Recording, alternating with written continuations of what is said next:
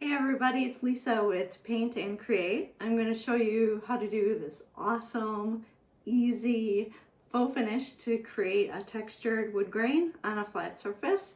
I'm going to demonstrate it on this flat board, and then I'm going to also do it on some $20 Restore doors that I bought at the Restore. I could have bought new ones, but I love repurposing and reusing products that they don't just end up in the landfill. So it's a great resource to try to find used pieces. What I started with, I mixed up ahead of time, was about 2/3 of texture stone, which is a texture line stone plaster, water-based plaster, kind of all-purpose. You can use it for just about anything. About 1/3 of a water-based primer. I just used whatever I had around. You can use anything. And about 2 ounces of glaze. And again, any kind of glaze, as long as it's water-based, will work. The tools I'm going to be using are your standard rocking wood grain tool.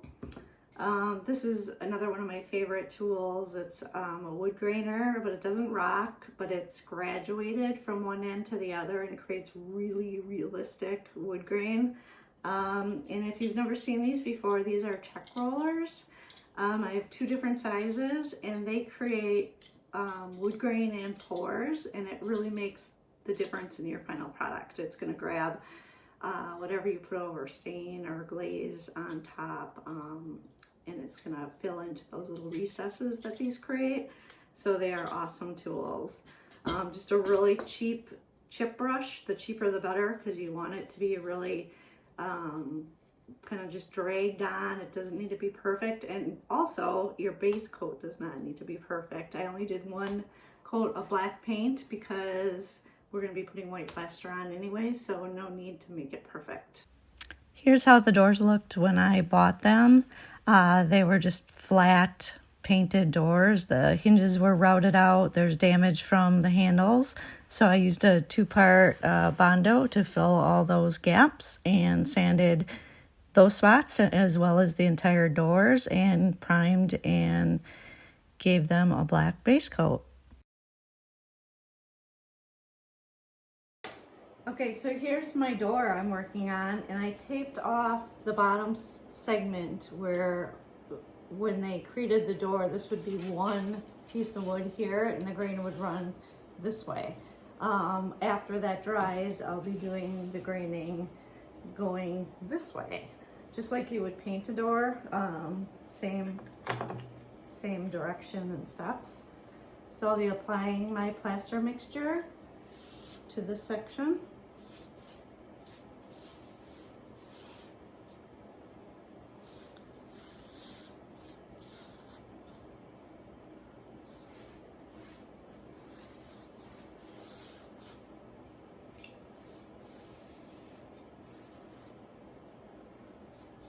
And you want to get it thick enough that it's going to create that raised texture that you want. Okay, second step, I'm going to use my rocker tool.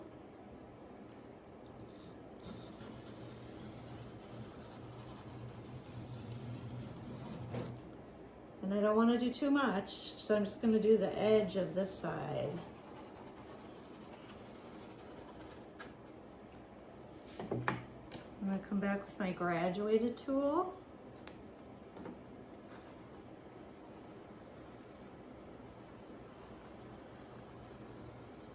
And where I take off more plaster is going to look really cool when I do my next step, which is glazing, because the glaze is going to take to different areas depending on the thickness of the plaster and how much of the base coat is showing through. You can even kind of wiggle it. That kind of creates a realistic wood grain. And final step is my favorite, check roller.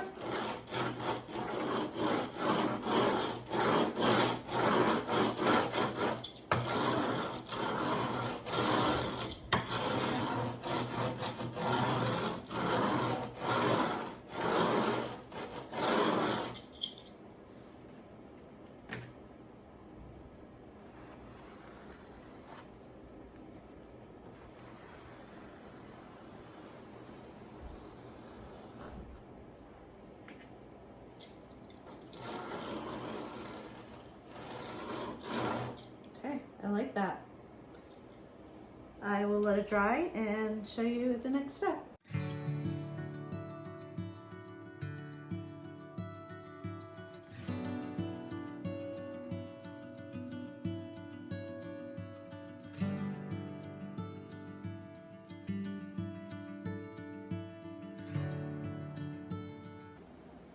Okay, so I finished the doors last night in each direction. I had to let the verticals dry, and then I did the horizontals. And this is what it looks like. Kind of crazy right now, but that's all raised grain with the white plaster mixture and all the wood graining tools. One little trick I like to do is, like on the small areas where I can get the wood graining tools, I just use the chip brush, and then took a damp rag and like wiped back some of the edges here to expose a little bit of the black, because that's going to create a lot more interest when I put the charcoal glaze on.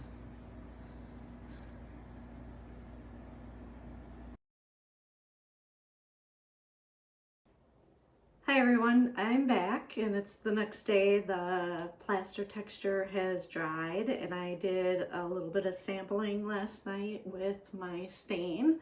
I always make my homemade stain instead of using a store-bought stain. I used water-based products, and what I like to do is you can either use tints to tint a stain base, or you can use like a store-bought stain. In this case I used General Finishes black stain, but then I used a stain thinner base to thin it down, because then you can control the opacity of the stain and make it as sheer or opaque as you want.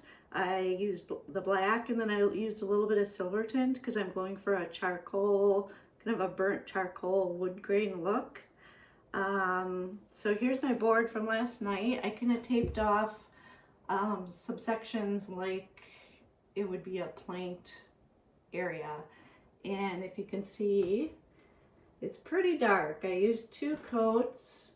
I do want some of the white showing through as a gray, so what I'm going to do now on my sample, always do a sample first before you do it on your real project, is I'm going to tape the other planks off, and then I'm going to show you what one layer of stain looks like and how I apply it. Okay, so I taped off the alternating planks, and I'm going to use a stain. Several times while you're working on a project, make sure you keep stirring. I actually like to make the stain the day before to let the colorants kind of melt into that base, and especially because I use silver, which has mica in it, it kind of settles to the bottom, so you want to make sure you keep stirring it. My rag of choice is cheesecloth when doing wood graining, because it does kind of help leave a subtle striae. If you're doing more of a glaze on a piece of furniture, I would suggest using just a regular soft rag. I like a chip brush, again, almost always.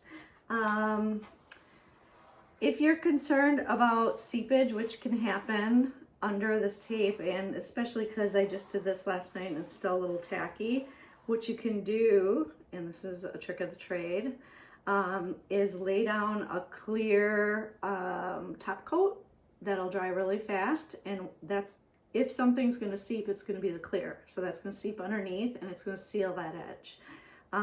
This is just a sample and I'm not too concerned, and it's a dark color, so it's not really going to matter. One little trick for if you're doing boards like this, like say on a wall or the top of a coffee table or something, when I taped, I actually left a little bit of the black showing from the previous layer, so that's going to get even darker, and it's going to create kind of that void between the planks. Okay, so what I do, and you should probably wear gloves, but I'm messy and I don't, and I'll never have nice hands in my life, so it really doesn't matter. You're just gonna brush on your stain, And again, these are water-based stains. You could always spritz some water if you feel like it's going on too heavy, but with using that reducer, that stain base, you can really control it. So as soon as it's on, you can just kind of let it sit a little bit and then just start wiping in the direction of the grain. This is kind of where the magic happens. It's my favorite part, where all the hard work comes through. So the more you wipe, the more that white base is going to show, and then where some of your original black base coat is,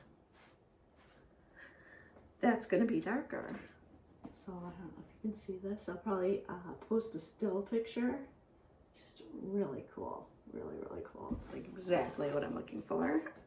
So let me do the next plank. Oops, I see I dripped right there. Just rub that in. This is so easy. You can literally use any base color. A taupe works great. Or if you're going for a light colored wood, like right now, natural oak and natural tones are really in. You would use either a white or a color that kind of looks like bare wood. So if you use the bare wood with the white plaster on, or you can always tint your plaster, and then a light glaze or stain, you can get the look of natural raw wood.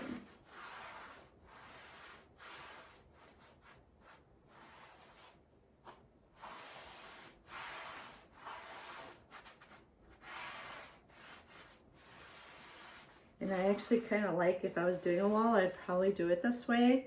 Last night, like I said, I did 2 layers of stain on the first set, and now I'm doing 1 layer of stain, and I like how it's a little different.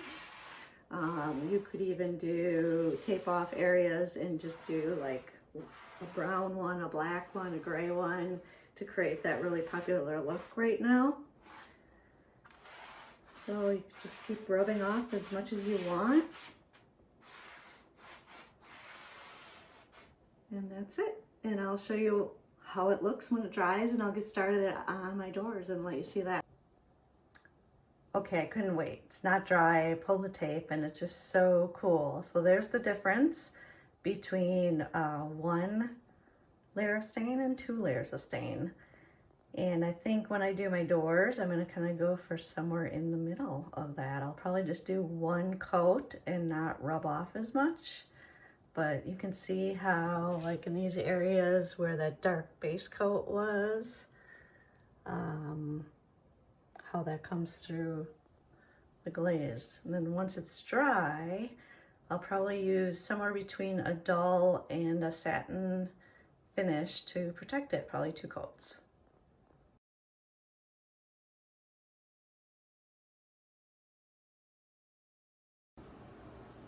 Okay, I just did the first 2 sides of one of the doors, and it's still wet, so it's going to dry down different. But actually showing it wet will show it more how it's going to look when the top coat goes on.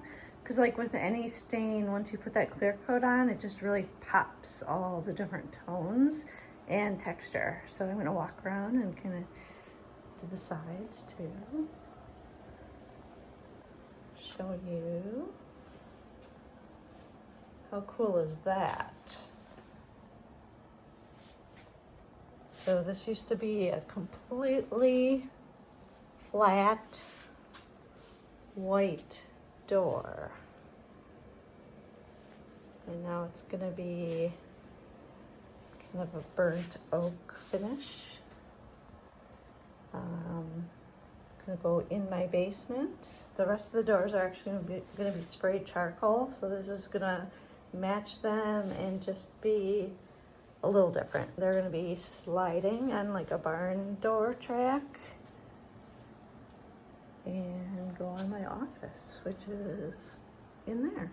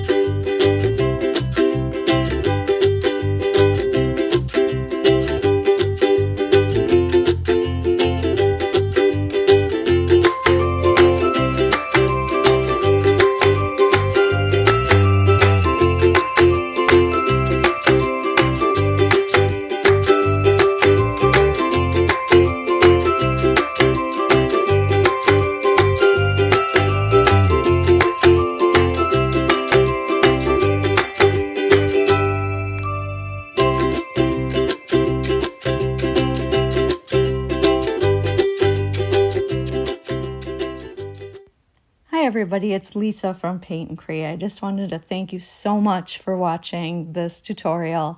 And I would love to hear your comments, so leave a comment if you wish, and hit subscribe if you'd like to see more. Thank you.